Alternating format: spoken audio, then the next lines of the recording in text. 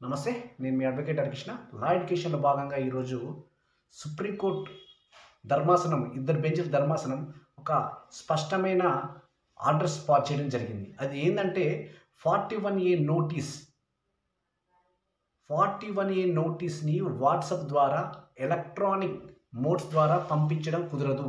అది భారతీయ నాగరిక సురక్షా సంహితకు విరుద్ధమని చెప్పడం జరిగింది.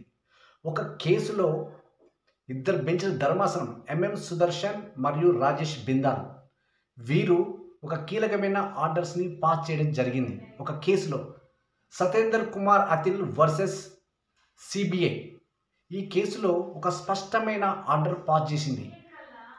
7 సంవత్సరాల లోపు గల శిక్షలకు జనరల్గా పోలీస్ స్టేషన్ సంబంధిత ఆఫీసర్స్ 41A నోటీస్ను ఇవ్వడం జరుగుతుంది. కానీ ఆ నోటీస్ని వాట్సాప్ ద్వారా, ఈమెయిల్స్ ద్వారా పంపించడం కుదరదు. అది భారతీయ నాగరిక సురక్షా సంహిత 2023కి విరుద్ధమని చెప్పింది. ఎందుకంటే ఆ నోటీసులు 41A నోటీసులు వాట్సాప్ ద్వారా పంపించడం వలన ఎవరి మీదనైతే ఎఫ్ఐఆర్ వారికి వ్యతిరేకంగా మోపబడ్డదో వారు చూసుకోనప్పుడు ఇబ్బందులు గురవుతాయి. ఆ దృష్ట్యా సిద్ధార్థ లూత్రా ఒక కేసులో తన యొక్క అభిప్రాయాన్ని వెల్లడించినప్పుడు సుప్రీంకోర్టు కూడా దాన్ని అంగీకరించి దాని మీద అమికస్ క్యూరీని నియమించడం జరిగింది ఇట్టి విషయం పైన.